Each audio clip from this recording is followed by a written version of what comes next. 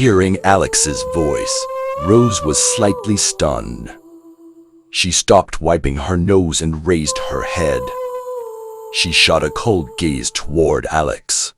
"You came too," she said. Alex nodded slightly but didn't say anything. Judging by Rose's expression, she didn't seem to want him there. Susan quickly spoke up for Alex. "Rose, Alex came to help you think of a way out of this. He's worried about you." "Peach, worried," Rose sneered. "If it wasn't for you yesterday, we wouldn't have bumped into Lucille. And if we hadn't bumped into Lucille, the incident would never have happened," she exclaimed. Then she pointed at the door and shouted, "Scram! Get out of my room right now." "Rose, listen to yourself," Susan said. She felt that Rose was being unfair.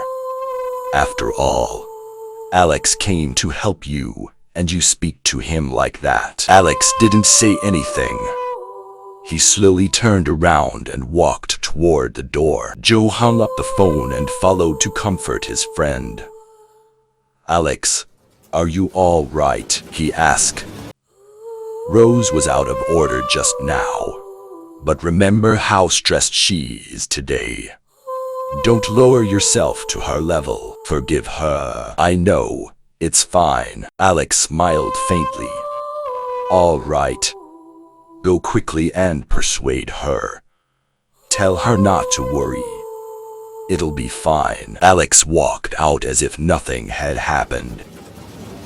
Joe watched Alex go and shook his head before returning quickly to the door. "I don't ever want to see that lowlife again." Rose was still cursing Alex. When she saw Joe come in, she stopped and took out her cell phone. "I just had an idea. I'm going to call my old school friend to see if he can help." "Hello, Zane. It's Rose." Rose began to tell Zane about her situation. The others in the dorm also contacted anyone they could think of who might be able to help them. "Hey, Uncle Chuck, it's me, Stacy. Can you do me a favor? My dormmate and Donald Brennan from the Heavenly Lying Group. What, you can't afford to offend him?" "No, you should at least try to talk to him." "Oh, okay.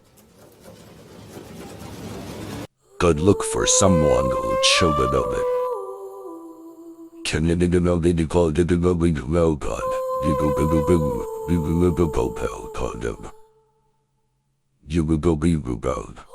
"Hey, Aunt Ruth, can you help me with something?" Alex walked out of the girls' dormitory, took a breath of fresh air, and took out his phone.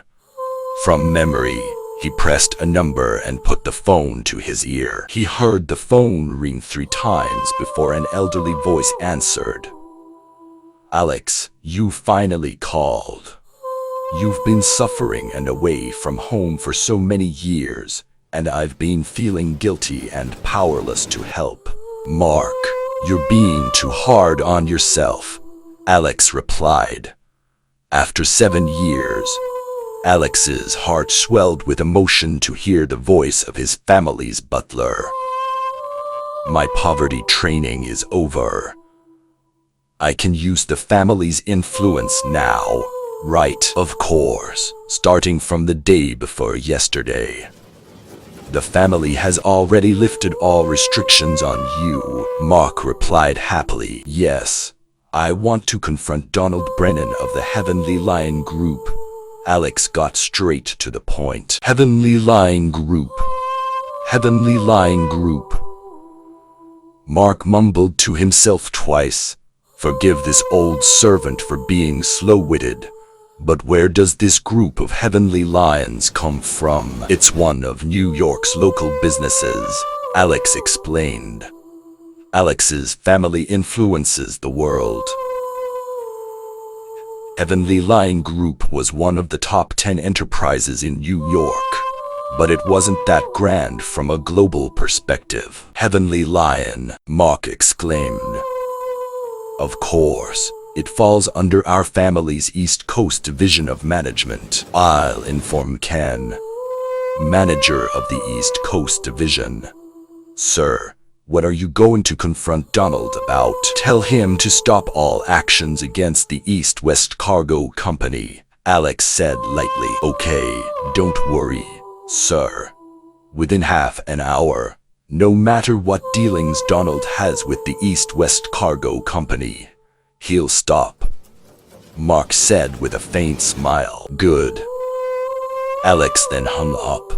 After receiving Alex's order, Mark immediately made sure that the message got to Ken, manager of the East Coast Division. By this time, the father of Zane, the high school classmate that Rose had called, had agreed to his son's request and rushed over to the New York City Merchants Union. He was a junior high school classmate of the union's president, William Chase. If William agreed to help, he could resolve this matter. At the time, William was in the union building, negotiating with an investment company. Both sides had 10 members, and the deal involved a total amount of $125 million. The negotiation had reached its most critical moment. They all felt that they could reach an agreement within 10 minutes, which would result in William's company receiving an investment of $125 million. At this critical moment, the door of the meeting room was pushed open and William's secretary walked in. William frowned. The others also looked annoyed. It was considered very rude for the secretary to interrupt negotiations. However, the secretary approached William and whispered a few words into his ear. William's expression changed noticeably and he stood up, clearly deep in thought. He said to the others, "Everyone, I'm sorry, but I have some urgent matters to take care of right now. We will talk about this meeting later today."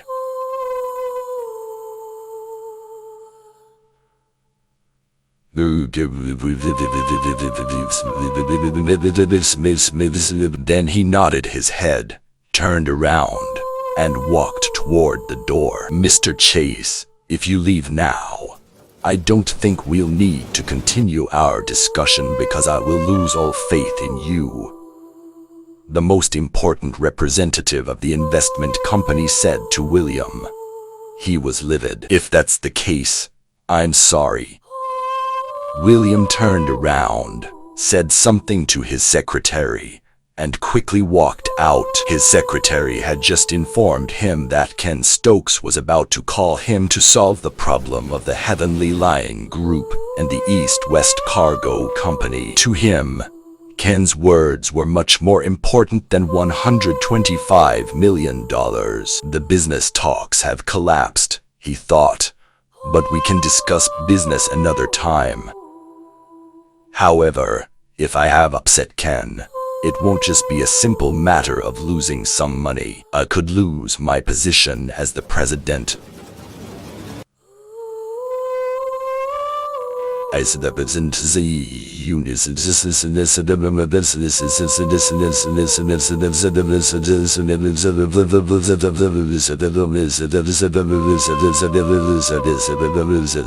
Ken Stokes was a member of the union or in its chain, but in the upper echelons of New York society, he was extremely prestigious. William and his secretary rushed out of the office building at the same moment that Finn Harrison arrived. "Mr. Chase," Finn walked toward William with a smile.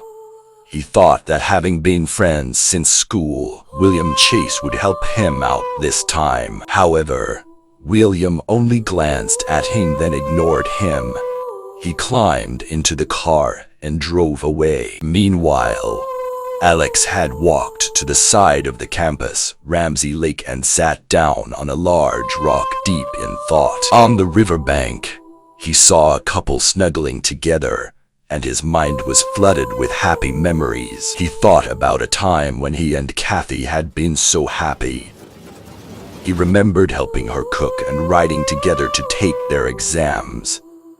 He'd used the money he had saved to buy cosmetics for Kathy. Alex's train of thought was broken by his phone ringing. He brought his mind back to the present as the name Zara Fitzgerald appeared on the screen. Zara was the captain of the school's cheerleading squad, and Alex was also a member of the squad.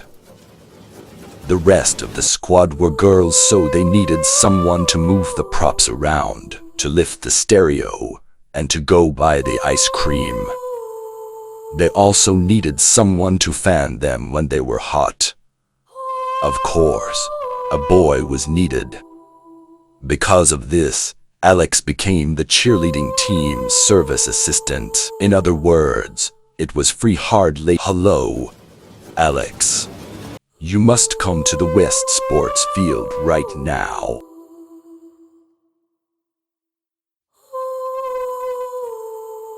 What is it? If I tell you to do something, just do it. Cut the crap or you're dead.